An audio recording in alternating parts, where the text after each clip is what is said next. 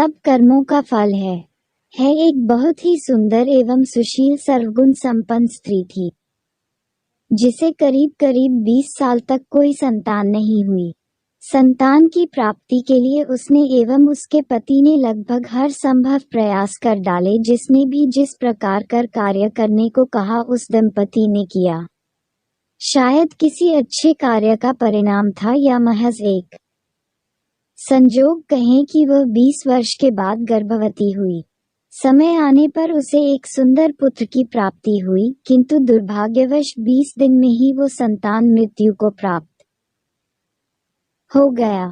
अब उस दंपति से यह हादसा बर्दाश्त नहीं हुआ। एक तो बड़े वर्षों की तपस्या के बाद एक संतान की प्राप्ति हुई थी, वह भी महज 20 दिन के बाद दुनिया से चला गया। बड़े ही दुहक की घड़ी थी। वह स्त्री और उसका पति बिलखते रहे, रोते रहे, लेकिन ईश्वर के आगे किसी की कभी चली है जो इसकी चलती। उस स्त्री से न रहा गया और वह अपने उस मृत बच्चे को गोद में उठाकर दौड़ी एक सिद्ध महात्मा के पास पहुंची। वह महात्मा से रोकर कहने लगी कि मुझे मेरा बच्चा बस एक बार जीवित कर दीजिए, मात्र एक बार मैं उसके मुख से माँ शब्द सुनना चाहती हूँ। स्त्री के बहुत जिद करने पर महात्मा ने 2 मिनट के लिए उस बच्चे की आत्मा को उसके मृत शरीर में बुलाया।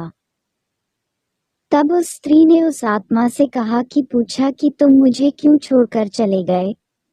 मैं तुमसे सिर्फ एक बार माँ शब्द सुनना चाहती हूँ। तभी उस आत्मा ने कहा, कौन माँ? कैसी माँ? किसकी माँ? मैं तो तुमसे तुम्हारे पिछले जन्मों के कर्मों का हिसाब किताब करने आया था। स्त्री स्तब्ध होकर पूछी, कैसा हिसाब?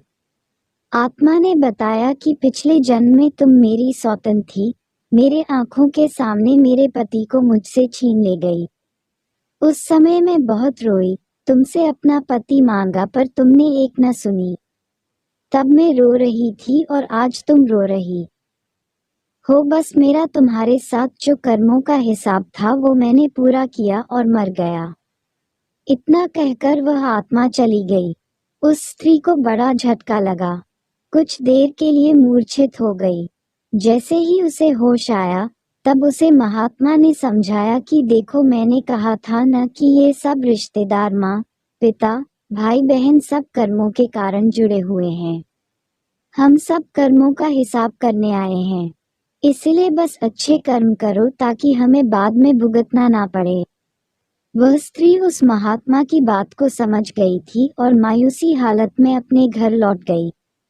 दोस्तों, यह एक काल्पनिक कहानी ही है, लेकिन इसे आप काल्पनिक न समझे, क्योंकि हमारे धर्म शास्त्रों में भी पिछले जन्म के बात पर जोर दिया गया है।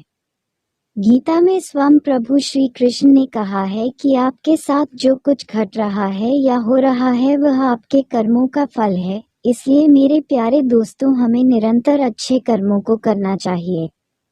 हमें कोशिश करनी चाहिए कि हमारी वजह से कोई परेशान तो नहीं हो रहा है, या कहीं हम किसी को दुहक तो नहीं पहुंचा रहे हैं। दोस्तों, अगर यह वीडियो आपके पसंद आए तो चैनल को सब्सक्राइब, लाइक, कमेंट करें।